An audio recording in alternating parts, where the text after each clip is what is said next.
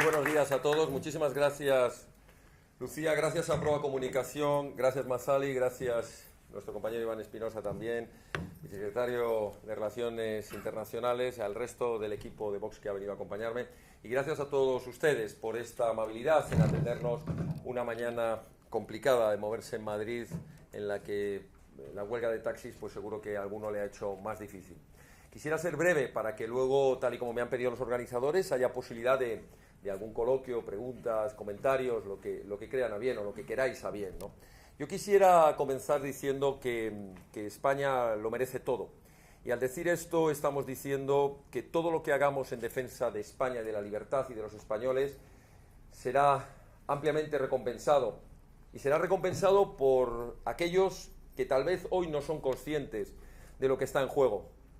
Nuestros hijos, los hijos de nuestros hijos, las generaciones futuras, cuando analicen lo que ha pasado en esta época, verán que España estuvo al borde del precipicio, pero que un puñado de españoles valientes decidimos juntos que había que cambiar el rumbo de la historia.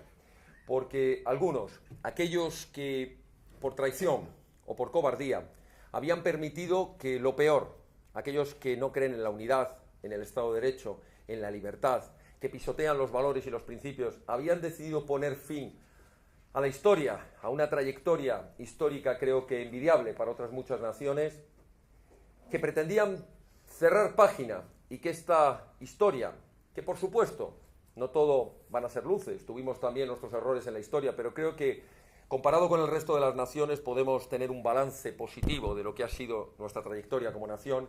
Algunos querían cerrar página.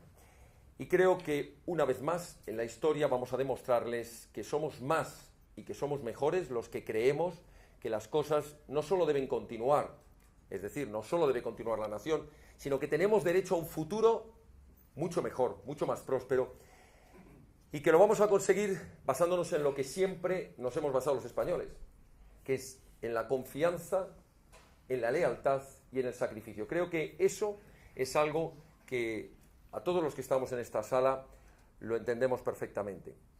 Yo quisiera centrarme en la cuestión del título. Decimos defendiendo a España desde los tribunales.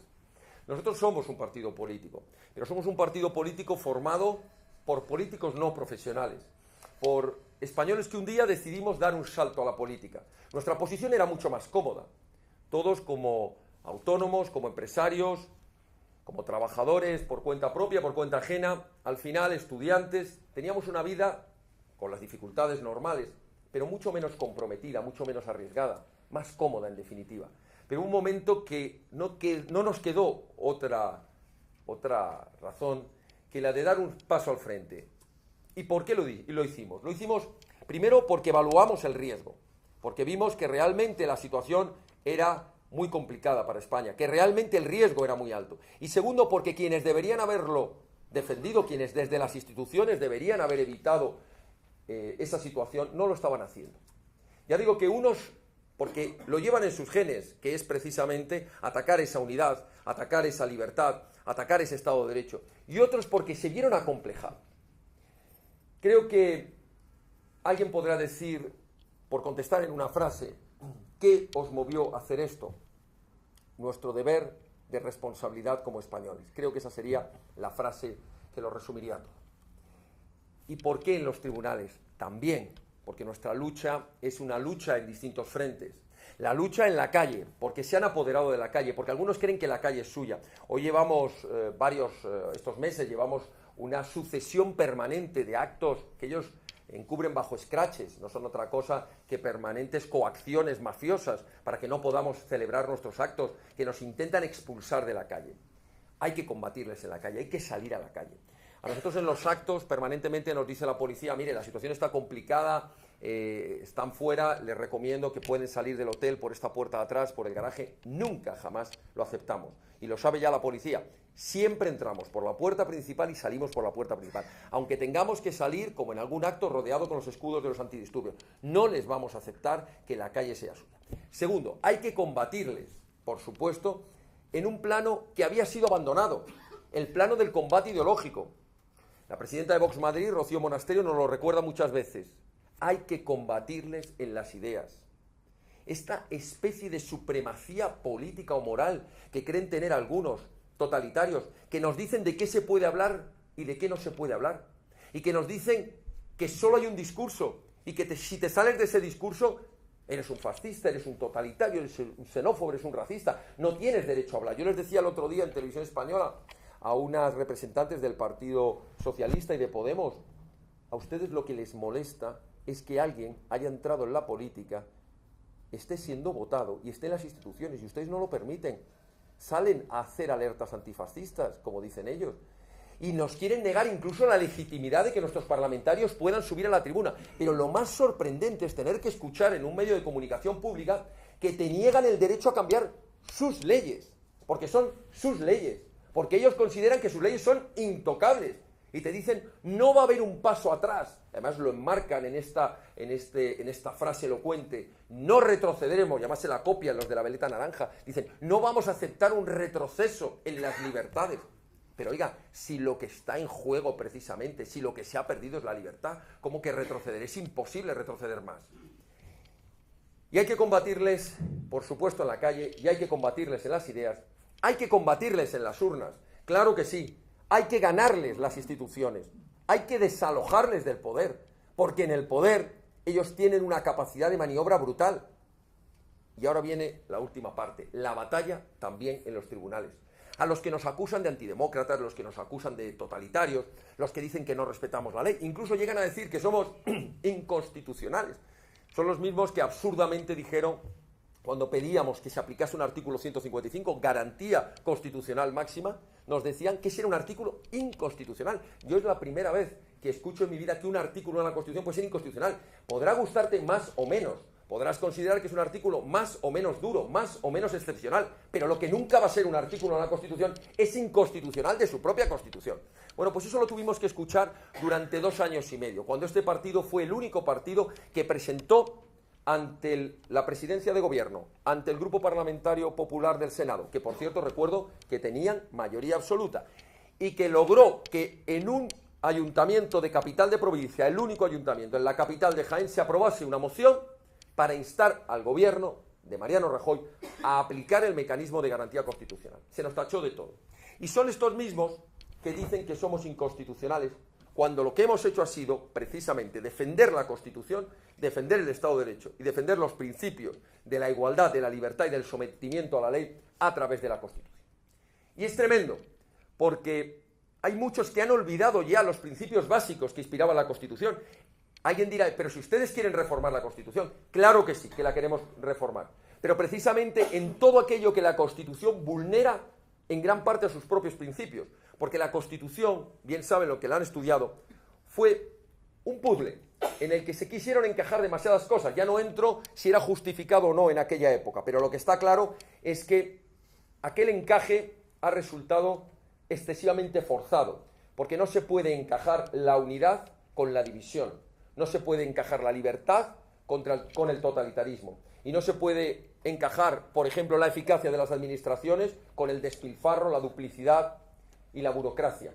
Por tanto, hay una serie de cuestiones de la Constitución, especialmente lo referente al título 8, que sí queremos reformarlo. Pero no lo ocultamos, lo decimos claramente. Hay otros que bajo el eufemismo de que quieren acercarse a un Estado federal, lo que quieren es que sea el trampolín de la destrucción de España. Eso es otra cosa muy distinta. Nosotros lo decimos claro, por los cauces constitucionales queremos proponer a nuestros compatriotas que se lleve a cabo una reforma constitucional. Ya sabemos que no va a ser inmediato, ya sabemos que habrá pasos previos, pero no engañamos a nadie. Creemos que el modelo autonómico puede ser reformado. Y cuando nos digan, esto es muy difícil, llevamos 40 años, eso es una gota de agua en el océano de la historia de España. Así que, si en tantos siglos hemos podido construir una nación sin necesidad de comunidades autónomas, si la diversidad de España, que es precisamente la causa de su fortaleza, no ha venido precisamente por las comunidades autónomas, que son las que han creado otro tipo de centralismos, que han creado divisiones, que han creado duplicidades, que han creado despilfarros, es perfectamente legítimo, en primer lugar, y creo que bastante sensato, promover una reforma del modelo territorial, con todos los pasos que queramos de devolución inicial de competencias. Pero decíamos que hay unos principios dentro de esa Constitución, el principio básico de igualdad ante la ley, del artículo 14, que se está vulnerando permanentemente, que se vulnera desde las propias leyes. las leyes de ideología de género que estamos combatiendo, entre otras razones, es porque se carga dos principios fundamentales. El de que los hombres y las mujeres, que los españoles, con independencia de su opinión política, con independencia de su sexo, de su orientación sexual, con independencia de la raza, con independencia de la religión, somos iguales, debemos ser iguales en derechos y obligaciones. Y hay leyes que lo vulneran. En segundo lugar, el de la presunción de inocencia. Un principio básico que no se discute en ningún Estado de Derecho. Nadie puede ser culpable, nadie puede ser convertido directamente en agresor solo porque haya una denuncia, dándole validez de autoridad y de veracidad a una mera denuncia. Tendrá que haber un procedimiento judicial con todas las garantías que nos permita lograr que esa presunción de inocencia pueda decaer en una certeza de culpabilidad. Principios básicos de igualdad ante la ley en materia fiscal que se han roto, que se han conculcado. Pagar el impuesto, ese impuesto brutal y confiscatorio de sucesiones, que en unos sitios está bonificado con el 99% y en otros pagas el 80%. No somos iguales ante la ley. Y no lo somos en las prestaciones de servicios públicos esenciales. Por ejemplo, en materia sanitaria, donde, dependiendo del lugar en el que residas, tienes unas prestaciones, incluso en vacunas infantiles, que ya es el colmo. En unos sitios sí, en otros no. En ayudas a la infancia, en guarderías. La igualdad actualmente en España es una mera declaración de principios. En la realidad no existe esa igualdad. Y centrándonos un poco más en nuestra batalla en los tribunales. Hubo un día en el que creíamos que estábamos soñando, que era imposible lo que estábamos viendo. Unas conferencias de Carles Vives Pisunyer, de Salvador Tenesá, que nos estaban diciendo algo así como que anunciaban un golpe de Estado, que lo estaban preparando. Que nos estaban diciendo que ya tenían unas estructuras de Estado, que ya tenían una desviación presupuestaria para crear una hacienda propia, un CNI propio, un equivalente a un Instituto Nacional de Estadística, que estaban creando una estructura judicial paralela. Es más, que estaban haciendo listas negras de cuáles magistrados iban a aceptar o no esa independencia, esa secesión, y nos iban a decir cuáles se iban a poder quedar o no. Era una auténtica lista negra para llevar a cabo una limpieza política, ideológica o incluso me atrevo a decir étnica. Se estaba preparando un golpe de Estado y además se estaba anunciando. ¿Y qué estaban haciendo los poderes públicos? Nada, absolutamente nada.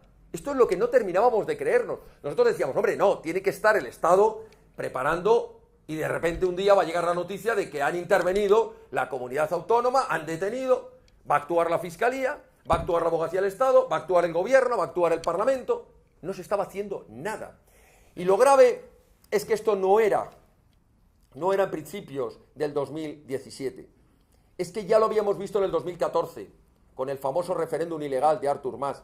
Es que ya habíamos estado en un procedimiento y habíamos visto lo que estaba ocurriendo. Y habíamos visto cómo la Fiscalía General del Estado daba instrucciones y los fiscales en Barcelona retiraban la acusación que llevaba penas privativas de prisión para Artur Mas. Si se hubiera actuado en ese momento, si se hubiera mantenido la acusación pública, como intentamos nosotros desde la acusación popular, y que nos obligaron a retirarnos por unas trampas, que no sería un poco alargado explicarlo, poniendo por delante nuestro una acusación popular que sabían que era corrupta, la llamada manos limpias, que sabían que eran manos sucias, que les interesaba que estuviera por delante para luego destapar el escándalo, que quedasen fuera y que quien pasase a continuación fuera una ficticia asociación policial creada 3 meses antes, y a nosotros nos habían expulsado de la causa imponiéndonos fianzas que en ese momento no podíamos pagar. Luego, gracias a la generosidad, lo comentábamos antes con alguno de ustedes, habíamos conseguido posteriormente esas fianzas gracias a la generosidad de cientos de españoles. Si se hubiera parado el golpe de Estado en el 2014, si Artur Mas hubiera entrado en prisión porque era merecedor de los delitos de rebelión, los delitos de desobediencia y los delitos de secesión y, en fin, toda la carga probatoria que pusimos encima de la mesa, probablemente no se habrían adelantado o no habrían continuado con su plan, con su hoja de ruta. Porque esto es una hoja de ruta y además lo sabían. Después hemos sabido que los servicios de información tenían la misma información que nosotros, pero no estaban actuando. Había un libro blanco de la transición, como dicen ellos, a la República Catalana, que explicaba perfectamente todos los pasos. Fue lanzarse a unas acciones, como Acción Popular, acciones judiciales, con unos indicios que nosotros mismos nos costaba creerlos. Pero fue gracias a la valentía de un juez que habrá de pasar a la historia como un auténtico héroe, el magistrado, que en paz descanse, Ramírez Suñer, del Juzgado de Instrucción número 13 de Barcelona, un pequeño juzgado entre los 100 y pico juzgados que hay en Barcelona, que tuvo el coraje y la valentía de admitir a trámite esas querellas, que tuvo el coraje y la valentía de admitir toda la instrucción que le fuimos solicitando, todas las diligencias de registro, todas las diligencias de intervenciones telefónicas, de intervenciones de correos, que empezó a darnos luz a lo que era una sospecha, que luego se confirmó que era mucho más terrorífica de lo que esperábamos, en cuanto al volumen económico que se había desviado, en cuanto a la implicación de las propias instituciones. Era un golpe de Estado en estado muy, muy avanzado. Y se paró con las primeras detenciones, se paró con los primeros registros, y por eso reaccionaron de manera virulenta. Y lo más increíble, cuando escuchas las grabaciones telefónicas, es que ni ellos mismos esperaban esa reacción. Por eso hablaban con una cierta tranquilidad, se creían absolutamente impunes. ¿Por qué? Pues porque durante 40 años se les ha dejado hacer y deshacer, porque nunca se ha ido a por ellos cuando se sabía lo que estaban haciendo. Y avanzando en el tiempo, ¿qué es lo que hemos descubierto? Pues hemos descubierto que ese golpe de Estado se pudo parar. Se pudo parar de momento, porque está claro que desde Bruselas y desde el Palacio de la Generalidad, y hoy todavía más grave, con la connivencia, me atrevo a decir con la colaboración del Gobierno de la Nación, continúa ese golpe de Estado. Y nos jugamos lo más importante. Nos jugamos la unidad de España. Nos jugamos la libertad de nuestros compatriotas que viven en Cataluña. Nos jugamos el efecto dominó, porque a continuación vendrá el País Vasco y Galicia y Valencia y Baleares y todos los movimientos separatistas que se ha financiado. Lo hemos dicho muchas veces, este es el único Estado del mundo que financia a los separatistas.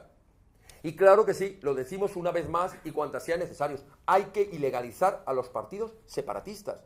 Y eso no es antidemocrático, porque el que diga que eso es antidemocrático, está llamando antidemocráticos, totalitarios, a todos los alemanes, a todos los portugueses y a todos los franceses, que en sus propias constituciones no admiten partidos que en sus fines o en sus actuaciones lleven como objetivo la destrucción de la nación. No tenemos por qué tener partidos que utilizan las instituciones y además el dinero público y las subvenciones para subvertir, para destrozar el ordenamiento constitucional. Eso es absurdo, es ilógico, es una bomba de relojería metida dentro de las instituciones. Las naciones, los estados tienen el derecho a defenderse. No existe el derecho a la autodestrucción, no existe el derecho al suicidio. Existe el derecho a defender tus principios, tus valores, tu ordenamiento constitucional, tus libertades. Y con esto voy terminando. Creo que la responsabilidad que hemos asumido todos los españoles, no este partido político, todos aquellos que han decidido dar un paso al frente y decir, basta ya, no hay que seguir cediendo, hay que recuperar el terreno perdido. Y hay que hacerlo de manera decidida, sin ponerse de perfil, sin acomplejamientos. Da igual lo que nos llamen, es lo mismo. No están legitimados para darnos lecciones quienes son amigos de los proterroristas, quienes son amigos de las peores dictaduras del mundo, quienes son amigos de la destrucción del Estado de Derecho. No nos van a dar lecciones de nada. O al menos no nos tiene que importar lo más mínimo ni sus ataques, ni sus amenazas, ni sus descalificaciones. Muy pronto, probablemente el día 5 o 6 de febrero, comenzarán las sesiones de la vista del juicio oral ante la Sala de lo Penal del Tribunal Supremo. La batalla va a ser complicada. Ellos tienen 25 o 26 recursos de amparo ante el Tribunal Constitucional. Han recusado a todos los magistrados. Han recusado y pretendido expulsar a esta acusación popular de la causa. Van a pretender que se anulen todas las pruebas. Han intentado retrasar el procedimiento sine die. Cada diligencia de ordenación, cada providencia, cada auto está permanentemente recurrida, pero no por unos, en una estrategia perfectamente diseñada de las 14 o 15 direcciones letradas, están intentando boicotear este procedimiento, porque saben que se juegan mucho, saben que hay pruebas de cargo suficientes y saben que vamos a por todas. Y vamos a intentar que hasta el último de ellos se entre en prisión durante muchos años. Y eso va a ser un aviso a los navegantes muy importante. Eso será la derrota del Estado la derrota del Estado de Derecho frente a los golpistas. Esa derrota que ellos hasta ahora ni siquiera pensaban que pudiera ocurrir. Pero sobre todo va a ser un ejemplo, un ánimo para tantos españoles que volverán a recuperar la confianza perdida en las instituciones, en el Poder Judicial. Y esto es muy importante que lo ganemos. Primero porque les ganamos la partida de destrucción de España y segundo porque damos una esperanza de que las cosas pueden cambiar. Nosotros estamos convencidos y apoyamos desde aquí la independencia, la profesionalidad de esos magistrados. Sabemos las presiones que van a tener. Sabemos y nos consta las presiones brutales que ha tenido la Fiscalía desde que falleciera el fiscal José Manuel Maza. Sabemos las presiones, y en gran parte han tenido sus efectos, de la Abogacía del Estado. Sabemos las dificultades con las que se va a trabajar en este procedimiento. Pero ya digo que confiamos en que, como tantas veces ha pasado en nuestra historia, aunque algunos sostengamos que la política está dentro de la justicia y que realmente hay que hacer una reforma completa del sistema judicial para lograr que ese sistema sea realmente eficaz y sea realmente independiente, es verdad que tenemos que seguir confiando en esos héroes, en esos fiscales, en esos jueces que no han sucumbido ante las presiones políticas y que van a dar un ejemplo de independencia y de profesionalidad.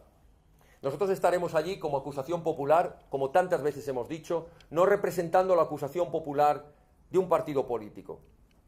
Creemos que estamos defendiendo la acusación popular del pueblo español, que va a querer, a través nuestro, que se haga justicia, que se defiendan las instituciones y que finalmente se escuche ese veredicto de culpabilidad a quienes han cometido los delitos más graves que se pueden hacer en un ordenamiento constitucional, en un Estado de Derecho, en una nación, que es atentar a la propia esencia de esa nación, a la propia esencia de ese Estado de Derecho, a la propia esencia de los principios y las libertades que conforman ese ordenamiento constitucional. Nosotros, modestamente, haremos todo lo que esté en nuestra mano y al final espero que podamos respirar algún día tranquilos de que hemos conseguido sofocar esos movimientos. Pero a pesar de todo, y a pesar de que haya esas sentencias, la lucha en la defensa de España va a continuar, porque hasta que no logremos desmontarles todo el amparo legal que tienen estos grupos, toda la financiación que tienen, se retroalimentarán y volverán a la carga, otra vez como lo han hecho tantas veces en la historia.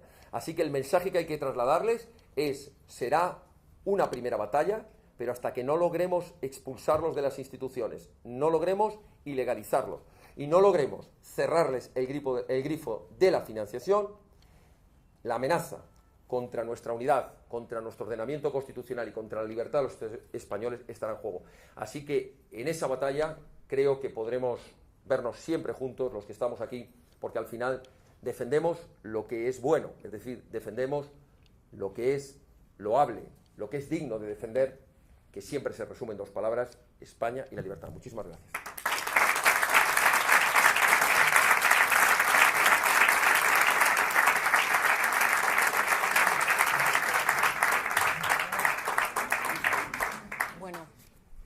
Damos gracias a Javier por su resonante intervención y damos paso a la otra mitad de nuestra sesión de hoy, ¿vale? En la que vosotros tenéis una parte esencial, la parte del coloquio. Entonces, es el momento de hacer las preguntas y de poner en común ideas y de reflexionar en voz alta con total libertad. Eso es lo que queremos que sea la característica diferencial, como os hemos comentado antes, de los observatorios PROA. Por eso, os pedimos que al tomar la palabra os identifiquéis y nos digáis también la responsabilidad profesional que tenéis para poder conocernos todos un poco mejor. Gracias. No sé quién quiere empezar el turno de preguntas. Soy José Luis García, responsable en Madrid de Brazo Mendieta, abogado. Y me gustaría, los ciudadanos en la calle, cuando ven que llevamos un Lo primero que te preguntan es ¿qué vais a hacer contra Pedro Sánchez? ¿Se van a iniciar acciones legales contra él por traición? Porque en realidad lo que dicen los ciudadanos es que está haciendo lo mismo que los otros. ¿Se le puede parar ahora?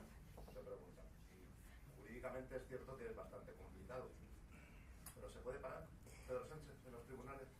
Sí, es verdad que bueno, nosotros ya nos hemos querellado contra él por la falsificación que hizo de su tesis, pero la cuestión importante, eso es casi una anécdota, la cuestión importante es ¿qué vamos a hacer con él? Pues vamos a aplicar la tesis Andalucía. Consiste en ser determinantes en las próximas elecciones generales para que su ocupación de la Moncloa, legal, sí, porque algunos por su cobardía le permitieron que hubiese esa moción de censura, pero ilegítima en cualquier punto, porque ni ha convocado las elecciones que dijo y además está siendo apoyado por los proetarras, por los totalitarios y por los golpistas. Entonces, ¿qué vamos a hacer? Pues proponerle al pueblo español que nos dé la fuerza necesaria con el número de diputados, que haga determinante en el Congreso de los Diputados nuestro voto, como lo ha hecho en Andalucía, y que podamos forzar a esa derechita cobarde, a esa veleta naranja, a esos que se atemorizan ante las amenazas, obligarles a que desalojemos de la Moncloa a Pedro Sánchez y que lo hagamos no para cambiar un sillón, sino para cambiar las políticas que han inspirado este gobierno. Así que creo que se puede hacer muchas cosas. Y con respecto a la palabra traición, será bueno también, y lo promoveremos, el que el Código Penal establezca el delito de alta traición, un delito que debería conformar no solo en caso de guerra, como actualmente, sino que debería conformarlo también para tiempos de paz o para la sociedad civil, el hecho de que quien desde las instituciones de un golpe de Estado atente de una manera o de otra contra la independencia sea acusado de delito de alta traición. Y creo que sería un símbolo importante que se sepa que a la nación se le debe lealtad y se le debe respeto, y que quien atente contra ese respeto podrá ser acusado por ese delito, que tenga importantes penas de prisión. Así que creo que se puede y lo vamos a conseguir. Lo dijimos en las elecciones andaluzas, nadie nos creía, cuando dijimos que veníamos a las elecciones para desalojar del chiringuito, del cortijo, a la PSOE de la corrupción y del atraso económico. Nadie lo creía. Y nosotros lo decíamos convencidos, porque estábamos seguros que la valentía de los andaluces no iba a permitir que continuase esta situación. Al final se ha podido hacer. Bueno, estoy convencido, pero convencido, y recuerden esta frase, que lo vamos a conseguir. En las próximas elecciones generales vamos a ser determinantes para que con nuestros votos se desaloje de la Moncloa al Ocupa y todas las políticas que giran en torno a él y todos los que le apoyan, que son los verdaderos enemigos de España. Adelante. Soy Luis Sancho, soy abogado y estoy en el backstage de vuestra lucha en los tribunales. A mí se me ocurre que hay un problema al que no has prestado atención y que ahora hay una oportunidad estupenda para hacerlo, que es el problema europeo. Con el tema de Cataluña se ha visto claramente que esa ilusa pretensión de que Europa nos iba a ayudar y que con Europa los catalanes no iban a prosperar es una quimera. Tenemos, por un lado, el comportamiento abyecto que ha tenido Alemania y ha tenido Bélgica con el tema de Puigdemont. Y tenemos otra cosa más grave, que es el Tribunal Europeo de los Derechos Humanos, que está dominado por una ideología absolutamente deleznable y que se utiliza y se está utilizando por los catalanes para forzar que lo que se haga aquí en España al final acabe en agua de borrajas. Se va a plantear este tema en las próximas elecciones europeas, porque yo creo que es un tema bastante urgente. Pues muchísimas gracias, Luis, gracias por tu apoyo. Y es verdad, y has tocado dos temas fundamentales. En las próximas elecciones europeas habrá que plantear con valentía estos dos temas que parecen tabú. Por mucho que el nombre sea Tribunal Europeo de Derechos Humanos, hemos visto que ha sido la mejor garantía para los terroristas. Ha sido peligrosísimas sus sentencias, como la derogación de la doctrina Parot, con los efectos terribles que ha tenido en la liberación de pederastas, de asesinos múltiples, de terroristas. Y es verdad que habrá que pedir una revisión de nuestra adhesión. Ya sé que muchos se van a rasgar las vestiduras diciendo, pero ¿qué pasa? ¿Que España se va a salir de su amparo o de su sometimiento a este tribunal? Pues creo que ya lo han hecho otros países y no ha pasado nada. Cuando a Inglaterra no le ha interesado, a Gran Bretaña no le ha interesado sus sentencias, directamente ha dicho que no las ejecutaba. Y creo que hay que plantear que evidentemente el sistema de elección de los magistrados, que son puestos a dedo por partidos políticos y que por los gobiernos de distintas ideologías, y que además está imperado, desgraciadamente, por una filosofía contraria a la defensa de las garantías, es decir, a las garantías de las víctimas, no de las garantías de los terroristas, ¿no? Creo que va a haber que plantear la cuestión de nuestra participación en este tratado y especialmente la cuestión de la euroorden, que muy bien apuntas. Es decir, la euroorden ha quedado absolutamente en entredicho. Es decir, yo no digo que el sistema anterior del procedimiento de solicitud de extradiciones fuera correcto, pero es que a España siempre le ha ido mal. Es que cuando teníamos el sistema convencional de extradiciones, los terroristas se quedaban en Francia, donde tenían su santuario, se quedaban en Bélgica y no había manera de conseguir que nos los entregasen. Se crea el sistema de la euroorden, el acuerdo marco, que conforma un principio básico, que es el del respeto a las decisiones judiciales de los Estados miembros. Y se consideraba que bastaba una mera solicitud para que inmediatamente operase. Y resulta que solo se ha actuado en una dirección. Cuando a España se le han pedido la entrega de terroristas o de delincuentes, graves delincuentes, a Alemania hemos sido diligentes, cumplidores y leales con ese pacto. Y cuando han tenido que entregarnos nada menos que a golpistas, entonces todo han sido trabas. Evidentemente habrá que pedir una revisión del sistema de la euroorden y habrá que decir, si no se nos dan esas garantías, que nosotros vamos a dejar de cumplir con exactitud lo que establece esa euroorden y empezaremos a aplicar un sistema de petición y respuesta por cada una de las extradiciones. En fin, yo creo que ha quedado demostrado que la Unión Europea tiene gravísimos fallos y que hay que acometerlos sin miedo a que nos tachen de contrarios a Europa o de que queremos salirnos de la Unión Europea. No, lo que queremos es que de verdad sea un mecanismo de cooperación que nos ayude a ser unas naciones más seguras, no más inseguras, donde la libertad al final sea precisamente en el sentido contrario, es decir, la libertad de los delincuentes y no la libertad de los ciudadanos decentes de Europa, ¿no? Así que apuntas dos cuestiones que de cara a las próximas elecciones habrá que desarrollar: nuestro planteamiento y nuestra respuesta a la euroorden y nuestro planteamiento y reconsideración ante el Tribunal Europeo de Derechos Humanos, entre comillas.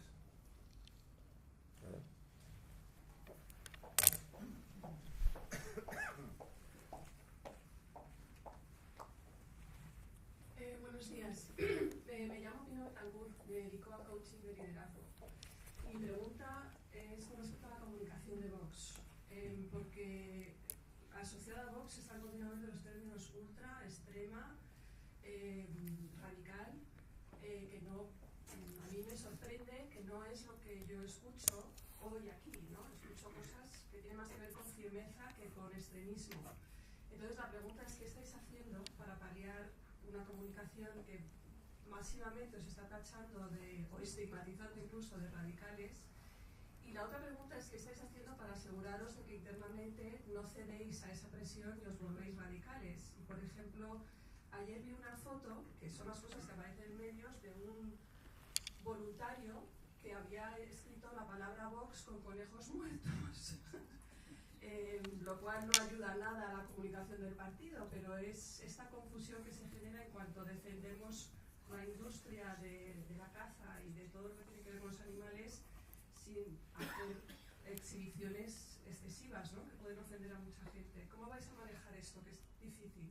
Pues muchas gracias. Al principio, la primera parte, al principio a nosotros nos ofendía, lógicamente, toda ese conjunto de etiquetas que a los que son especialistas en comunicación, pues ya saben, y en comunicación política especialmente, que es el viejo manual de Lenin. Me retrocedo a aquella época, que consiste en que al adversario tienes que colocarle una serie de etiquetas delante para que su mensaje no sea escuchado. Y es una técnica muy vieja que en cuanto entra alguien a un auditorio no le escuches porque este es un fascista, es un totalitario. Entonces ya se pierde la atención, ya directamente se le califica y ya directamente no se le quiere escuchar.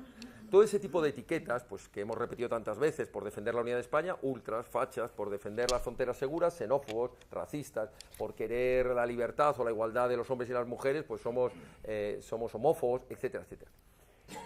Al principio nos molestaban, y nos molestaban porque nos duele que precisamente te acusen de cosas que son radicalmente falsas, es más, que son justo lo contrario de lo que estás haciendo, ¿no? Antes mencionaba el tema de la Constitución. Ahora yo no sé si técnicamente, desde un punto de vista de la comunicación, de los manuales de ortodoxia en la comunicación, lo que voy a decir ahora se sale un poco de ellos, pero la verdad, me indican que sin querer apago esto, la verdad es que en este momento nos da igual, incluso nos alegramos. Porque hemos constatado con datos objetivos, porque la comunicación consiste en llevar un mensaje por un objetivo. Si estás en mercado, pues que te compren, y si estás en política, que te apoyen y te voten. Y hemos visto que cuanto más nos insultan, cuanta más etiqueta nos ponen, cuanto más pretenden ponernos de radicales, más afiliados, más votos, más apoyo. Así que hemos dicho, ¿para qué combatirlo? Que sigan insultando, que sigan descalificándonos y nosotros seguimos recogiendo más apoyo, más votos y llenando los actos. Es que de verdad que ha sido así. Cuanto ha aumentado progresivamente la amenaza, ahora nos amenazan por todo, no podemos poner ni una mesa informativa en la calle. Yo vengo este fin de semana de Orense y de Zamora, el anterior estuve en 5 provincias, en Guadalajara, en Soria, en Logroño, en Segovia y en Burgos. En los 5 actos, lo comentaba antes con alguno de vosotros, en los 5 actos, en 4 de ellos se tuvo que celebrar en el tercer local que estaba, en el segundo local, y en uno de ellos en Soria, en el tercer local del que estaba previsto, por las amenazas a los dueños de los hoteles donde se iba a celebrar. En todos ellos, en los 5, tuvimos que estar rodeados de la policía y los antidisturbios. Y en todos quedó sobrepasado el aforo y los asistentes se quedaron en la calle en un gran número. Conclusión, que sigan insultándonos, que sigan amenazándonos, porque el pueblo español es inteligente y sabe diferenciar entre lo que es la manipulación de los medios y de la mentira y lo que es la realidad, los hechos. La segunda cuestión, esa foto que yo también la he visto, eso no está hecho por lo menos no está hecho bajo la autorización de nadie de Vox, y probablemente no sea ni siquiera, es más, no digo ni que sea un simpatizante, probablemente no sea un simpatizante, lo hacen para hacernos daño. Es decir, hacen una foto, ver una serie de liebres o conejos, no sé qué eran, que están muertos, hombre, pues los que les guste la caza, pues dirán, y esto lo vemos todos los días. Pero el hacer ese exhibicionismo con nuestras siglas, yo estoy seguro que esa foto se ha subido en las redes precisamente para intentar trasladar pues un efecto contrario a nosotros. Los cazadores, el mundo de la caza conoce perfectamente nuestro respeto, pero también lo conocen las asociaciones conservacionistas de verdad, no de las que se amparan en el conservacionismo para meter el marxismo disfrazado de verde, ¿no?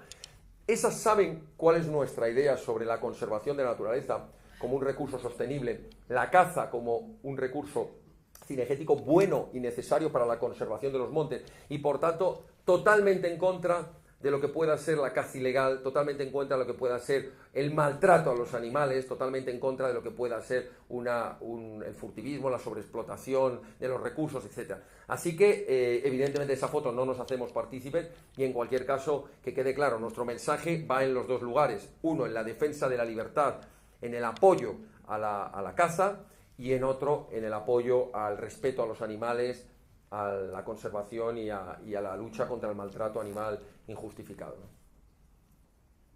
Hola, buenos días. Me llamo Rocío Primo de Rivera, trabajo en la inmobiliaria Gilmar y soy de Relaciones Institucionales. Tiene que ver mi pregunta con la de Pino. Por un lado, la comunicación en Andalucía. Yo tengo muchos amigos que tienen hijos jóvenes que han votado por primera vez y os han votado. Porque dicen que os entienden, que tenéis un discurso que se entiende mucho mejor que el resto, y luego en pueblos de tradición de izquierda como son Medina, Sidonia, bueno, estos pueblos también, que es bastante sorprendente, ¿no? Eso por un lado. Por otro lado, lo que también se echa de menos es que si habláis de libertad y de unidad de España, no haya más caras visibles con esta diversidad que supone lo que es la unidad de España. Es decir, porque no hay, pues no sé, catalanes, gallegos, marroquíes, toda esta diversidad que sea una cara visible un poco más actual. Sí, pues muchas gracias.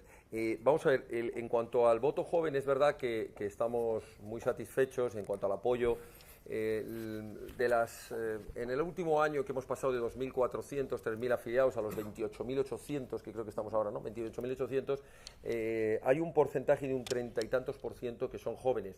Y hay un porcentaje altísimo también de personas que se acercan, otra vez, perdonad, yo no sé si es que toco aquí, perdonad, hay un porcentaje, o es que tiene un temporizador para que corte antes, no, prometo no haberlo tocado, pero bueno, hay un porcentaje muy alto que se acercan a nuestras sedes, que se acercan a nuestros actos, que se vienen a hacerte fotos y que cuando te preguntas, ¿tú cuántos años tienes? Y te dice, pues 14. Y dice, bueno, pues te quedan 2 años todavía para poderte afiliar y poder votar.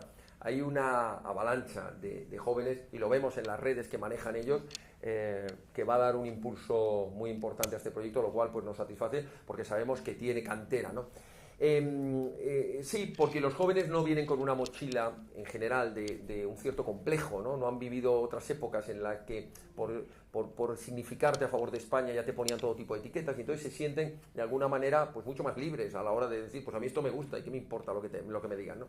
Y además que entienden ese lenguaje. Y también es verdad que a la juventud, con independencia de la edad, nosotros consideramos que jóvenes de espíritu pues son muchísimos españoles valientes que dan un paso al frente, pero es verdad que los jóvenes de edad sienten que les faltaba algo, unos referentes que hablen de patria, que hablen de valores, que hablen de honor, que hablen de lucha, y eso es algo bueno, porque eso es lo que ha conformado la historia de las naciones en sus mejores momentos. La cuestión de ese voto, que es verdad que se ha producido, ese voto joven, nos lo dicen las encuestas. El voto que hubo en Andalucía, que podrán haber visto, que han hecho algunas de las empresas de estudios, nos decía que había un 30% del voto que fue a Vox que provenía de primeros votantes o de personas, que me llama la atención porque los meten en el mismo cajón, porque tienen una cierta similitud, o primeros votantes o personas que llevaban demasiado tiempo sin votar, es decir, de abstencionistas que llevaban 2 o 3 elecciones sin votar a nadie. ¿Esto qué significa? Que de verdad Vox está aportando a la política novedad, está aportando ilusión, está aportando, eso que algunos han dicho, es que vienen ustedes a dividir el voto, es que vienen ustedes a restar otras opciones. No se confundan. Nosotros estamos ilusionando a muchas personas que ya no creían en nada, o a muchos que van a votar por primera vez y que ven en tu opción política una razón para hacerlo. En cuanto a las caras visibles, bueno, nosotros tenemos equipos provinciales en todos lados. Por ejemplo, en el Comité Ejecutivo Nacional, 2 de los miembros del Comité Ejecutivo Nacional, Jorge Buxadé, abogado del Estado, Ignacio Garriga, odontólogo, que por cierto ha salido en los medios de comunicación estos días porque han hecho diferentes actos por Barcelona por Cataluña, y se han encontrado con graves amenazas a sus actos. Son 2 catalanes. Tenemos gallegos, tenemos catalanes, tenemos andaluces, tenemos ceutíes, tenemos canarios, tenemos personas en todas las provincias. Es verdad que algunos son conocidos más en el ámbito local que algunos otros que hacemos de portavoces a nivel nacional. Pero sí tenemos ese elenco, esa diversidad, y la tenemos además sin ningún complejo. Yo escuchaba ayer en Orense a 2 de nuestros dirigentes del equipo provincial de Orense en un momento del acto, ellos 2 estaban hablando en gallego, y yo me acerqué y les digo, pues, ¿cómo estamos? Y bueno, rápidamente cambiaron porque no tenemos ningún complejo, hablan en gallego, hablan en español, indistintamente, como es así, por cierto, en la calle, ¿no? Entonces, bueno, pues no tenemos cuotas, también lo digo. Es que cuando nos dicen, por ejemplo, no, es que ustedes lo que tienen que hacer es contrarrestar, ahora que les acusan de machistas, de tal, pues tienen que meter más mujeres. Digo, pero si tenemos la mayoría de las presidentas provinciales son mujeres, pero no porque hayamos puesto una cuota, es porque los afiliados han decidido que veían en esa mujer una garantía. Tenemos mujeres pero no hacemos una cuota, como hacen otros. Es que tiene que haber un 50%. No tiene que haber, como si no hay ninguna. Lo digo así de claro, como si no hay ninguna mujer, o como si todos son mujeres y no hay ningún hombre. ¿Pero qué es esto? O sea, es el mayor desprecio que puede haber una mujer, es darle una cuota. Porque es decirla, tú no eres lo suficientemente capaz para lograr este puesto que yo te tengo que favorecer. Lo que tiene que haber es una igualdad de oportunidades, y en nuestro partido la hay. En nuestro partido cualquiera puede ser presidente del partido, presidente provincial, o puede ser portavoz, cualquiera. Lo que tiene que hacer es ganarse la confianza del resto de los afiliados. Entonces, en cuanto a la diversidad, creo que la diversidad en nuestro partido está garantizada porque de los 28.000 afiliados están repartidos por todas las provincias, están repartidos por todas las regiones de España, con todas las características de diversidad propia de España, que insisto en que no las han traído las comunidades autónomas, existían muchos siglos antes. Gracias.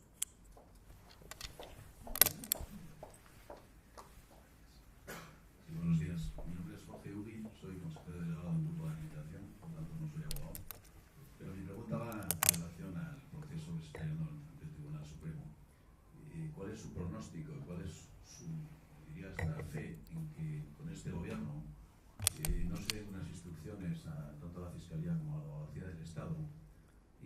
consigan de alguna manera pues abortar un proceso legal que aparentemente debería terminar con estos señores en la cárcel.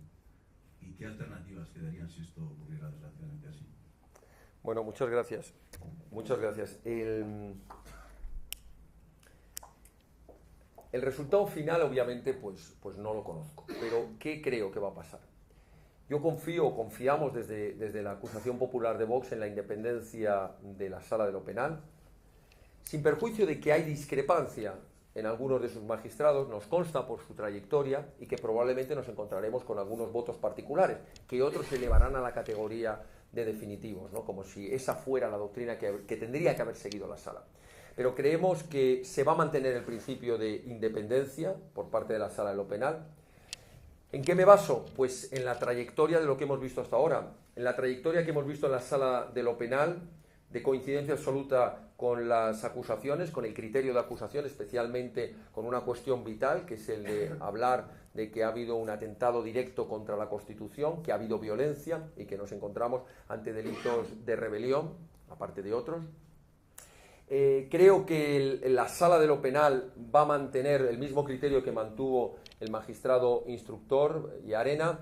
Creemos que va a mantener el mismo criterio que mantuvo la sección o la Sala Especial de Apelaciones, que corroboró toda la fase de instrucción, y creemos de verdad que se va a mantener esa profesionalidad, esa independencia, y confiamos, y esto ya no puedo ir más allá porque sería una falta de respeto a la decisión, ¿no? Y a la soberanía de ese tribunal, pero confiamos en que se atienda en su inmensa mayoría la acusación que vamos a mantener.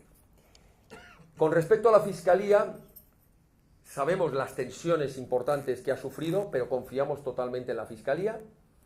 Creemos que va a mantener los mismos criterios que ha mantenido hasta ahora, que se va a mantener firme, y confiamos en que los fiscales de Sala, muy a pesar de algunos, va a mantener el criterio del cumplimiento de su principio de legalidad y de respeto a la unidad de actuación y a las líneas que ha mantenido a lo largo de toda la acusación, de toda la instrucción. Ya con respecto a la abogacía del Estado tenemos nuestras serias dudas. De hecho, ha habido un cambio muy duro, muy peligroso y para nosotros muy triste, que ha sido cuando han retirado de manera brusca al abogado del Estado, jefe de lo penal, que llevaba esta acusación. Y a todas las compañeras y compañeros suyos que estaban trabajando. Han sido retirados bruscamente para ser sustituidos por otra línea de acusación muy diferente. De hecho, el propio escrito que plantearon ya era un escrito con importantes recortes sobre lo que habían mantenido. Por tanto, de la abogacía del Estado, con instrucciones directas del Ministerio de Justicia y por tanto del Gobierno, dudamos, y es más, desgraciadamente, y ojalá me equivoque, vamos a tenerlos, aunque estemos en el mismo lado del banquillo del estrado, lamentablemente vamos a tener una oposición fuerte y va a intentar desacreditar de alguna manera, y digo, ojalá me equivoque, ojalá tenga que rectificar, pero lamentablemente sospechamos que no va a remar en la misma dirección. Y el resultado final, confiamos en que van a ser sentencias condenatorias con altas penas, pero esto ya entra en un, no sé si es más en un deseo, certeza ninguna, pero sí la confianza en que por la carga probatoria que tenemos y por lo que acabo de mencionar de la independencia de este órgano judicial, más la firmeza de la acusación popular unida a la acusación pública, el resultado van a ser esas sentencias condenatorias que como decía antes, van a ser un aviso a los navegantes de todos los demás, ¿no? Y nos queda una parte muy importante, que son los que están fugados, que también tarde o temprano pasarán por el banquillo, tarde o temprano. Tardaremos más o menos, pero una de dos, o viven en el exilio permanentemente o en algún momento tendrán que responder.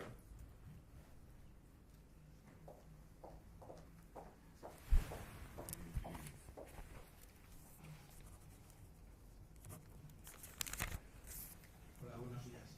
Mi nombre es Santiago Vinayonga, yo vengo de Gerona, vivo en Gerona, mi familia es de Gerona desde hace muchas generaciones y soy un pequeño empresario que sufrí el referéndum ilegal del 1 de octubre, una huelga general que me montaron en mi pequeña empresa al día siguiente y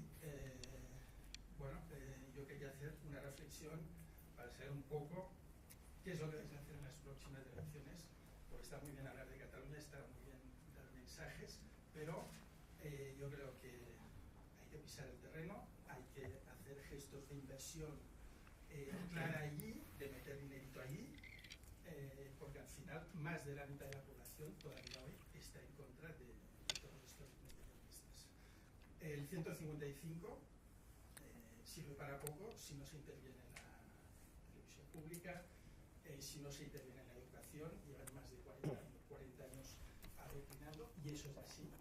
Y mi pregunta es, ¿qué vais a hacer o qué mensaje vais a dar desde aquí para poder dar la vuelta a esta situación, sabiendo y teniendo en cuenta que al final Cataluña es una región de España singular, que hay que ir con mucho cuidado con el mensaje que se da y que al final entiendo que tiene que estar al servicio del resto de España, pero ese mensaje tiene que ser muy claro. Pues muchas gracias. Esto es evidente que tiene un temporizador porque se apaga cada 10 segundos. Esto... Pues creo que lo que hay que trasladar, hay medidas concretas, hemos hablado muchas veces, por supuesto, una intervención, un artículo 155 de verdad, no esta pantomima light que organizaron entre el gobierno del Partido Popular con el apoyo de Ciudadanos y el Partido Socialista, y al final para convocar unas elecciones que no han servido para nada, que dicen que las ganaron, pero no hemos visto ni siquiera el intento de lograr la presidencia de la Generalidad, ni siquiera el intento. ¿Hay que tomar medidas concretas? Por supuesto. Un artículo 155 de intervención, hay que cortar las líneas, hablábamos antes, de financiación a todos estos grupos, hay que hacer muchas cuestiones, en cuestiones legales, etcétera, etcétera. Pero tal vez la más importante, la que ahora mismo necesitan nuestros compatriotas en Cataluña, es la de lanzar un mensaje claro de que no están solos. El mensaje de la confianza, de que tienen que saber que no es el problema de Cataluña. A mí eso me duele bastante, o nos duele bastante desde Vox, cuando se habla del problema de Cataluña. No es el problema de Cataluña. Casi me atrevería a decir, ojalá, porque entonces solo sería, digo, ojalá, el que solo sería un problema más pequeño. El problema es que es la nación la que está en juego. Es un problema de todos los españoles. Y lo primero que hay que trasladar es un mensaje de confianza, de que desde los escaños del tribunal, los escaños del Congreso de los Diputados, desde el Senado, pero también desde el Parlamento de Cataluña, vamos a ir a defender precisamente esa necesidad de involucrarse en la lucha por la libertad en Cataluña, por la unidad y por el Estado de Derecho en Cataluña. Ese mensaje de confianza tiene que llegar hasta el último de los catalanes. Yo soy de los que cree que aunque nos hablen de que hay un 40 y tantos, un 50, algunos dicen, bueno, depende del momento, de separatistas, yo estoy convencido que son separatistas de conveniencia. De ese 40%, probablemente el 80 o el 90%. Porque es lo que se lleva. Porque es que si no eres separata, no te llevas un contrato con la administración. Es que te señalan en el colegio. Es que te estigmatizan en la calle. Pero estamos seguros que, como ocurrió tantas veces en la historia, por ejemplo, cuando las guerras, cuando de repente entraban las tropas de liberación en París, o en Barcelona, o donde fuera, salían a la calle y decían, ¿pero dónde estaban todo el apoyo que tenían? Porque el miedo lleva a estas cosas. No todo el mundo es tan valiente. Nosotros lo hemos visto celebrando allí actos. Hay hosteleros que admiten la presión, que decaen y que te anulan un acto, te lo cancelan. Y hay otros valientes que, a pesar de que les destrozan el local, dicen, lo más importante es que voy a mantener mi libertad y mis convicciones. Creo que lo que va a hacer Vox en las elecciones en Cataluña, que nos vamos a volcar, ya sean autonómicas o ya sean en las elecciones generales o municipales, nos vamos a volcar en Cataluña, va a ser trasladar este mensaje, impulsarles, darles esperanza, que pierdan el miedo, que se atrevan a salir a la calle, que nos vean a nosotros en la calle, arrancando por supuesto esos lazos amarillos del odio, enfrentándonos a los TDR si hace falta en la calle, que pierdan el miedo y que sepan que la inmensa mayoría de los españoles estamos con ellos, porque somos parte de ellos, no por otra cosa, no porque vengamos de fuera, porque los nuestros están allí también y están allí también sufriendo. Entonces creo que tenemos que ser capaces, ese es el mejor mensaje, en decirles que cabe volver y recuperar una Cataluña donde, y ahora ya lo dirijo más hacia la cuestión empresarial, donde no había ocurrido nunca que 2000 y pico empresas tuvieran que salir huyendo de Cataluña. Hay que trasladarles un mensaje y es el de la seguridad jurídica. El de que van a poder volver, van a poder establecer allí sus negocios sin las presiones y sin las amenazas, sin la incertidumbre de la ilegalidad permanente que es en la que viven.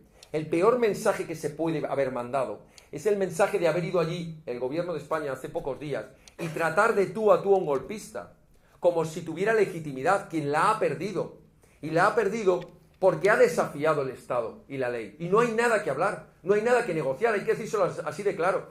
Y cuando algunos creen, es que no hay que crispar, llevamos 40 años escuchando esa misma cantinela. Sois una fábrica de separatistas, y resulta que los separatistas cada vez tienen más dinero, cada vez tienen más propaganda, y por tanto cada vez tienen más fuerza. Hay que hacer justo lo contrario, hay que demostrarles que les vamos a ganar el pulso, y hay que ganárselo yendo a sus propias instituciones, a hablarles de España, a contar la historia de verdad de lo que era Cataluña dentro, lo que ha sido y lo que es Cataluña dentro de España, a contarles las mentiras de que quienes les roban son sus propios líderes separatistas envolviéndose en el trapo estrellado. Son ellos mismos los que les han robado, los que están atrasando económicamente a Cataluña, los que están generando mayor empobrecimiento, falta de libertades y falta de oportunidades. Y si somos capaces de trasladarles este mensaje, se van a quedar solos. Porque es verdad que hay una parte irreductible de separatistas que jamás se van a pegar del burro, porque viven de todo este negocio. Porque viven de este negocio, incluso algunos hasta se lo creen, algunos. Pero la inmensa mayoría son de conveniencia o de miedo, porque prefieren adaptarse al paisaje, adaptarse a la circunstancia, como le pasaba desgraciadamente a muchos alemanes en la Alemania nazi, preferían no denunciar lo que estaban viendo. Creo que eso es lo más importante, que todos los españoles nos convenzamos, y nosotros lo vamos a hacer así, de que tenemos que ponernos a disposición de nuestros compatriotas en Cataluña y decirles que no están solos, que no son un 40 o un 50 o un 60, me da igual la estadística, de catalanes que siguen creyendo en el Estado, que somos la inmensa mayoría de los españoles que seguimos creyendo en España, y parte de España es Cataluña. Ese es el mensaje más importante. Y luego medidas de todo tipo, medidas de apoyo precisamente a los empresarios valientes que están allí, a los que no han salido de Cataluña, que se mantienen firmes. Por supuesto, actuando en la vía judicial contra todo el entramado de corrupción. Hablábamos en esta campaña Andalucía el entramado del cortijo andaluz, pero el entramado del cortijo del 3% o del 10% es terrible. Y esto hay que desmontárselo, porque tienen su telaraña expandida por todas las instituciones, no solo las públicas, también en el entramado privado. Y hay que cortarles toda esa financiación. Y en fin, hay muchas cosas que hacer, y no se van a hacer en 2 días. Pero es verdad que se puede hacer más rápido de lo que ellos han tardado en destruir. Ellos han tardado 40 años, desde que se aprobó la Constitución, han ido destruyendo, enfrentando, dividiendo, mintiendo, engañando, robando. Es verdad que no se va a recuperar en 3 días los afectos rotos, que es tal vez lo más peligroso, lo más duro, la ruptura dentro de las familias. Pero es verdad que las heridas se pueden cicatrizar si hay un mensaje de generosidad por el resto de España. Tenemos que desterrar, por ejemplo, de nuestro lenguaje palabras como cuando sin querer oyes a alguno con la mejor buena fe del mundo, es que estamos hartos ya de los catalanes. No, de los catalanes no, de los separatistas catalanes. Este es el lenguaje que hay que tratar. O cuando dicen algunos que creen que por eso son más españoles, cuando le gritaban a Pujol, enano, habla castellano. ¿Qué estás queriendo decir con eso? Que la lengua catalana no es una lengua española, una lengua que ha de respetarse y de protegerse. Eso no es incompatible con defender el derecho y el deber de conocer y de poder usar el español en Cataluña. No es incompatible. Quiero decir que tenemos que desmitificar todos estos mitos del victimismo que han creado los separatistas y decir, nos sentimos orgullosos de Cataluña, y los catalanes se sienten orgullosos de ser España, y de mandarles un mensaje de verdad de que su fuerza, la fuerza de Cataluña está dentro de la fuerza de España, y la fuerza de España depende de Cataluña, y por tanto esa capacidad de creación de riqueza de Cataluña, de los catalanes, hay que saberla impulsar y hay que saberla proteger. Así que nos queda mucha tarea por delante, pero yo soy de los que está convencido, en nuestro partido estamos convencidos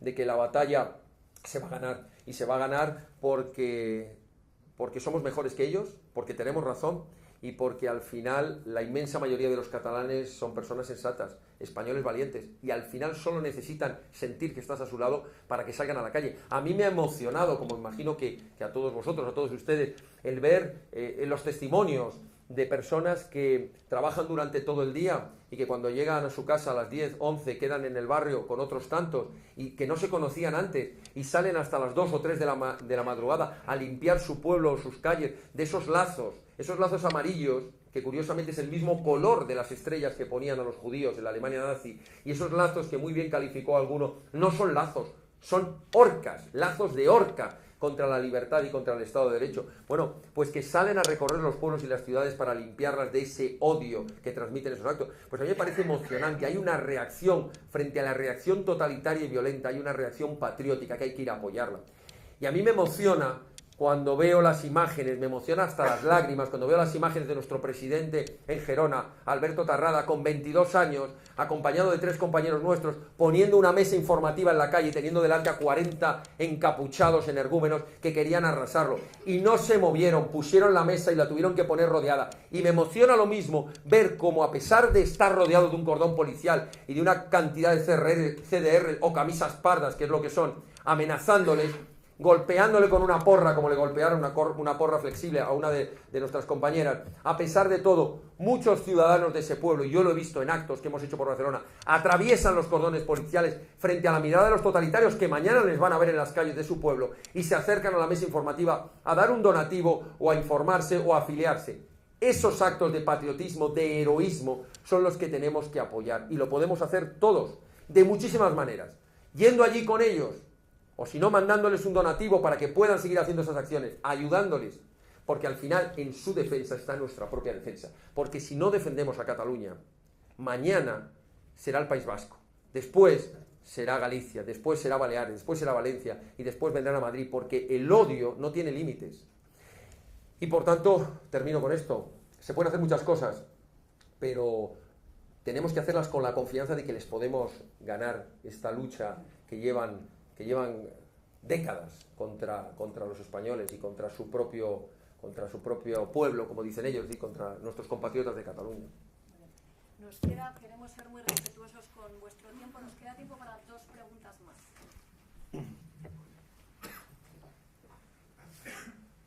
Laura y después para ti. Hola, soy Bruno Díaz, totalmente de acuerdo con el mensaje de la unidad, representa la integridad del país, pero yo creo que para Vox además hay algo más, es la punta de lanza. ¿Qué pasa con la educación? Sabemos los problemas que hay, los títulos que no han pedido la reválida, porque ellos no dan, porque si se hacen español se descubriría que no saben ni escribir, cosas por el estilo. ¿Qué pasa con la industria?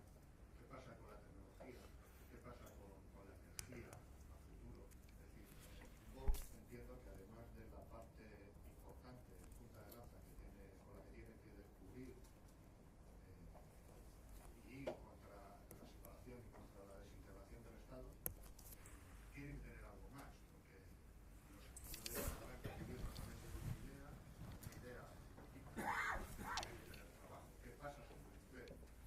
¿Cómo se articula Vox con estos temas? Pues es verdad y es así. En nuestras 100 medidas que hemos publicado como resumen de nuestro proyecto o nuestra propuesta de proyecto para España, hay medidas en materia de fiscalidad, materia de apoyo a la empresa, materia de tecnología, materia de energía, y es verdad que todo eso es muy importante y además creo que vamos a aportar novedades en todos estos temas, valientes propuestas, pero es verdad que cuando anteponemos las cuestiones principales, como estaremos de acuerdo, de nada vale que hablemos de qué modelo energético queremos para España, o qué modelo de seguridad social queremos para España, o cómo queremos incentivar el empleo, o cómo queremos bajar la presión fiscal, si no tenemos lo más importante, que es la nación en la que conformar y el Estado de Derecho en la que conformar, es decir, el principio básico de unidad y el principio básico de seguridad jurídica y de respeto a la legalidad, es lo que nos puede hacer luego como armazón construir todo lo demás. Pero es verdad que en nuestras medidas apostamos decididamente por muchas cosas. Podríamos poner pinceladas, como le escuchaba a mi compañero Iván en una entrevista que decía: queremos cambiar el infierno fiscal por el paraíso del empleo. Esto no es una frase hecha, esto es una realidad. Nosotros sabemos y somos conscientes, y todos ustedes también, de la capacidad de generación de riqueza del empresariado español. auténticos héroes. Yo les decía a unos empresarios en Orense el sábado que precisamente ellos son realmente el motor de la economía y queremos fomentarlo. Y queremos fomentarlo a base de algunas cuestiones. Bajando la presión fiscal. Para bajar la presión fiscal necesitamos reducir el gasto político innecesario. Apoyándoles mediante una verdadera desburocratización de las administraciones. Basta ya que las administraciones sean el obstáculo a la creación de riqueza y a las libertades. Necesitamos que sean realmente coadyuvantes, que sean realmente colaboradores, que sean facilitadores precisamente de quienes quieren emprender un negocio. Pero tan importante como todo esto, necesitamos desregularizar 105.000 normas en España. Esto es absurdo. Nosotros nos proponemos como objetivo, por cada norma que se apruebe nueva habrá que derogar al menos 5. Es una fórmula, es una manera de mandar un mensaje. En España probablemente con 5.000 normas tendríamos de sobra, pero las normas tienen que servir para algo. Lo primero que tienen que servir las normas es para que se entiendan. Las normas actuales no se entienden, son contradictorias, son un marasmo legislativo contradictorio entre lo que se dicta por el Estado, en lo que se dictan las comunidades autónomas, materia europea, los ayuntamientos. En segundo lugar, las normas se tienen que cumplir, es un principio básico. Las normas están para cumplirse y es verdaderamente difícil cumplir la normativa porque es farragosa. Cualquiera que haya abierto un negocio, una empresa, se da cuenta que si quisiera cumplirlo todo no abriría jamás el negocio, porque es verdaderamente confuso, es contrario a la eficacia, es contrario a la legalidad. Entonces, las normas tienen que ser reducidas, tienen que ser claras, tienen que ser eficaces y luego se tienen que hacer cumplir, empezando por las propias administraciones, que son las primeras que incumplen las leyes y las primeras que cometen impagos cuando tienen que pagar un servicio, una prestación de un servicio, una obra pública.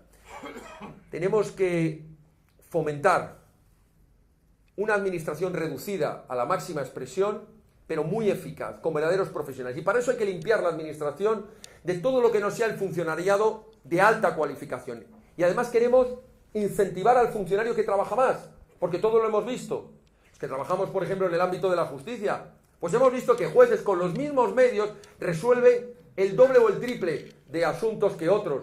O funcionarios cuya mesa de expedientes llega hasta el techo y otros que más o menos, con un esfuerzo brutal. Pero claro, es que hay algunos que entran a trabajar y hay otros que entran a fichar. Y todo esto se tiene que fomentar. Tenemos que crear la disciplina realmente en las administraciones. El funcionario tiene que tener todo el respaldo, toda la retribución, pero también toda la responsabilidad. Y hay que limpiar las administraciones de toda esa colección de enchufados, de puestos a dedo, de pseudos asesores, que lo que hacen es crear una masa, una grasa que hace lenta, arcaica, cuando no corrupta, las propias administraciones. Y claro que tenemos medidas para prácticamente todos los temas, pero lo más importante de este proyecto político es que todas las medidas queremos que sean realmente el reflejo de las necesidades. No venimos a dar lecciones a nadie. Nosotros no hemos inventado la pólvora ni la Coca-Cola. Nosotros lo que queremos es que prevalezca el sentido común y que desde las administraciones se escuche a quienes saben de la materia y se les diga a los empresarios ¿qué necesitan ustedes para crear riqueza? Nuestra función como administración pública es regular la materia, evitar la competencia desleal, evitar la arbitrariedad, evitar las corruptelas, pero son ustedes los que deben trasladar qué debe hacerse, cómo debe legislarse, qué medidas hay que tomar en todos los sectores para lograr, por ejemplo, un mercado energético que reduzca sensiblemente la factura, una de las facturas de la luz y de la energía de gas más caras de Europa, que lastra las economías familiares, que lastra las economías industriales. Y eso es fundamental, que se consulte a todos los sectores. Los políticos, los partidos políticos hasta ahora, aparte de que dicen una cosa en la campaña y hacen la contraria, o no hacen nada cuando llegan al gobierno, no escuchan, parten de que no escuchan. Creo que la diferencia que hemos planteado en Vox es que no somos políticos profesionales. Es más, ojalá no tuviéramos que estar embarcados en esta batalla. Lo decimos muchas veces. Ojalá un día podamos anunciar que disolvemos Vox, porque ya no sea necesario estar defendiendo la unidad de España, el Estado de Derecho, la libertad. Pero hasta que ese momento llegue, lo que queremos ser es portavoces y transmisores de las necesidades reales de los españoles. Hay que escuchar a los sectores que conocen las distintas materias y trasladar luego, en base a tus principios, trasladarlo luego a normas que permitan el desarrollo y la libertad. Hay que lograr que fluya esa información y que se convierta en medidas eficaces, porque hasta ahora se ha hecho justo lo contrario. Se ha legislado en contra de la lógica, en contra del interés general y del sentido común. A partir de ahora creo que los españoles nos merecemos que quienes ocupen los puestos de dirección y de administración del Estado lo hagan pensando en esto, en qué es lo mejor, qué es lo que se necesita realmente y qué es lo que puede producir a la larga mayor riqueza, mayor estabilidad, mayores inversiones, mayores puestos de trabajo, mejor sanidad, mejores estructuras. Y no quisiera olvidar, para terminar, la cuestión de la educación. Lo primero que pedimos es que la educación tiene que ser una educación nacional. Tiene que haber unos planes nacionales de educación. Hay que retirar las competencias a las comunidades autónomas que lo han utilizado y han conseguido una peor educación y además han utilizado la educación como un método de adoctrinamiento, de mentira y de falsificación. Necesitamos que la educación sea un vehículo de instrucción, no tanto de educación, porque es ahí cuando el Estado quiere entrar a educar. La educación tiene que venir de los padres, la educación tiene que venir del entorno familiar. Lo que se va a las escuelas es a instruirte, a tener la capacidad de ser un buen profesional. Por supuesto, con una educación basada en los valores, faltaría más. Por supuesto, hay que instruir en cuestiones fundamentales que se han olvidado, que es la propia historia, aquello que nos une, la lengua, esas asignaturas troncales que hacen que tu nivel cultural, social, aumente. En fin, hay muchas materias en las que actuar y por supuesto que nadie crea, y entiendo perfectamente la pregunta, que nosotros nos envolvemos en un discurso patriótico en la bandera, pero que detrás de esa bandera no existe nada. No, es que esa bandera es la que conforma, esa idea de la patria, esa idea del Estado de Derecho, es el que nos va a permitir, cuando tengamos claro eso, que tenemos que estar unidos, nos va a permitir acometer todas las demás reformas que hay que hacer en prácticamente todas las materias, en todas, en la defensa, en la seguridad, en las infraestructuras, en la energía, en la educación, en fin, todas las que queramos, en el medio ambiente, pero tiene que quedar claro esa idea previa. Y esa idea previa es la que va a conformar luego un proyecto de medidas que, por supuesto, ya hemos adelantado, pero que en las próximas elecciones iremos concretando todavía más. Os rogamos brevedad, sí, Laura González Molero, y ya con esto vamos a... Gracias. Quería hacer una pregunta en reflexión. Si me permite, primero felicitar a PROA por el espacio de diálogo y a Vox por compartir con todos nosotros vuestra valoración. Mi pregunta en reflexión se acerca sobre la dejación de responsabilidades que hemos hecho. Yo creo que los ciudadanos, los políticos, las instituciones, sobre nuestro país y sobre lo que debe hacer. Entonces, mi pregunta es relativa sobre qué papel creéis que tiene que jugar la sociedad civil en la actualidad para poder movilizarnos, para poder dar respuestas a la insatisfacción y hartazgo que creo que cada vez más en pequeños círculos, pero cada vez también con una voz más fuerte, se está evidenciando en nuestro país, en cada pueblo y en cada ciudad, que hay un hartazgo y que yo creo que cierto interés en volver a retomar nuestra obligación y responsabilidad de defender nuestro país, ¿no? Entonces quería saber cuál era vuestra opinión sobre la sociedad civil.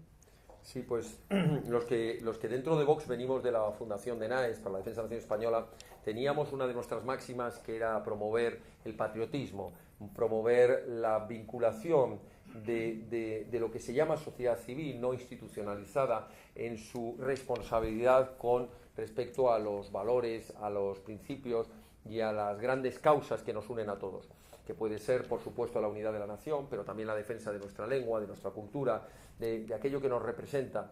Y es verdad que nosotros creemos, no solo queremos, sino que creemos en el papel predominante de la sociedad civil en todos los terrenos, pero diferente a cómo se ha entendido hasta ahora. Hasta ahora se ha entendido que la sociedad civil tiene que ser un apéndice del poder.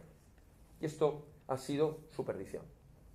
Cuando las asociaciones de víctimas del terrorismo pasaron de su independencia, de su fortaleza moral y su fortaleza de acción, a depender de los presupuestos a cargos remunerados, ese día perdieron la independencia y ese día fue su fin. Se dividieron, se parcelaron, las partieron y ya no tenían esa fuerza de convocatoria en la calle. Y como eso podríamos decir en otros muchos temas. Por ejemplo, ¿por qué combatimos nosotros los chiringuitos en Andalucía? Los chiringuitos que se dicen defensores de la mujer y defensores del feminismo. Pues porque al final no son más que apéndices de partidos políticos cargados de una ideología que su objetivo final lo han abandonado. Nosotros queremos que la sociedad civil actúe, pero no fomentándola, no dirigiéndola a costa de presupuestos, que al final se convierte en el perrito faldero de los poderes. Lo que creemos es que, como ocurre en otras sociedades, por ejemplo en la sociedad americana, la responsabilidad del ciudadano de a pie diga: yo creo en el medio ambiente, voy a dar parte de mis recursos para esa asociación que está trabajando y luchando por la conservación de los montes de mi zona. O voy a apoyar a esa asociación de Cáritas, o esa asociación de ayuda humanitaria que se está dejando la piel por los más desfavorecidos. O voy a apoyar esas iniciativas que investigan contra no sé qué enfermedades que el Estado no llega. Tenemos que demostrar nuestra responsabilidad, que en España esa cultura del voluntariado, esa cultura de la participación, siempre queda bajo un paraguas de control de las administraciones. Por eso hay ese río infinito de asociaciones que dependen de los ayuntamientos, de las comunidades autónomas y del Estado. El papel de la sociedad civil es fundamental porque nos hace ser corresponsables de la defensa. No hay que restarle, y esto puede parecer que es contrario a lo que debería yo defender desde aquí. Pero es que nosotros, si algo somos unos antipartidos, permítanme esta expresión, porque no creemos en el papel que han asumido los partidos políticos de monopolio absoluto del poder, llegando incluso a meter las manos en la justicia, que ya es el colmo de los colmos. Nosotros queremos que los partidos políticos sean una otra forma, la de participación en los asuntos públicos de política, pero tiene que haber movimientos sociales, movimientos cívicos que presionen, que de alguna manera empujen a la acción política, y para eso tienen que ser independientes, pero para ser independientes necesitan lo que hemos hecho en Vox, que nadie nos puede dirigir. No tenemos un solo préstamo de los bancos, ni lo queremos, y no hemos tenido subvenciones públicas. Ahora las va a haber para el grupo parlamentario, para la actividad parlamentaria, pero nosotros vamos a presentar iniciativas para que se deroguen todas las subvenciones a partidos políticos, a sindicatos, a organizaciones patronales, y también creemos que se tiene que terminar. Alguien me dirá: ¿qué barbaridad está usted diciendo? Porque claro, a lo mejor hay asociaciones que están haciendo una labor importantísima y que el 50 o 60% de su presupuesto viene de las ayudas públicas. ¿Cuál es la diferencia? ¿De dónde sale el dinero público? Al final sale de los presupuestos, y los presupuestos de nuestro bolsillo. Pues hagámoslo de otra manera, que no pase por el control político, que salga directamente de nuestro bolsillo a las asociaciones. Eso es lo que no han querido nunca desde el poder, porque saben que la sociedad civil, movilizada en todos los temas, es fuerte, independiente y puede hacer cambiar gobiernos. Así que, por supuesto, apoyamos esa responsabilidad de los españoles y les invitamos a que lo hagan al margen del poder político, que se movilicen, que nos movilicemos en todas las causas legítimas que se pueden movilizar, pero que lo hagamos con autonomía, con independencia, defendiendo esos valores. Y entonces de verdad se estará haciendo una vertebración del poder y realmente habremos quitado al monopolio de los partidos políticos la supremacía de que todo lo tienen que opinar ellos, todo lo tienen que dirigir ellos, todo lo tienen que controlar ellos, y solo las políticas que marcan ellos son las que se puede hacer. Cuando se está viendo, y se ha visto en muchas sociedades, que en contra del establishment, que en contra del discurso único, como ocurrió en Colombia con el falso referéndum de paz promovido desde el Estado, internacionalmente la sociedad dijo otra cosa, como ocurrió incluso en Estados Unidos con Donald Trump, porque al final todo el establishment decía lo que había que hacer y los americanos dijeron que querían hacer otra cosa, como ocurrió incluso con el Brexit. Bueno, pues como creemos que va a ocurrir con Vox en España, creemos que una cosa es lo que se marca desde los lobbies, desde los poderes fácticos, desde los poderes establecidos que no quieren moverse la silla, y otra cosa es lo que dice el de aquí. Termino con una anécdota, si me lo permiten. Desayunando esta mañana, como nos ocurre ya por todos lados, la verdad, humildemente lo digo, porque ya no paramos en una gasolinera y no nos sacamos 5 fotos. Pues esta mañana, desayunando en un bar, se me acerca un señor y me dice, con otro más, me dice: hola, bueno, usted es el de Vox, ¿verdad? Sí, tal, quería saludarle y tal. Perdone que vaya así. Iba el hombre con el mono de vestir y dice: somos instaladores de mamparas, estamos trabajando aquí al lado en una obra y tal. Bueno, quiero decirle que tal. Oiga, y que cuando les digan que ustedes que son la derecha, que son no sé cuánto, los pijos, mire, yo me identifico con ustedes y mis compañeros también, porque nosotros, eso que dicen ustedes de la España que madruga, fíjese, yo llevo desde las 6 de la mañana ya danzando. Hemos hecho una parada ahora, eran las 8 y pico. Hemos hecho una parada y volvemos para el trabajo. Esa España que somos los curritos, entendemos lo que ustedes están diciendo.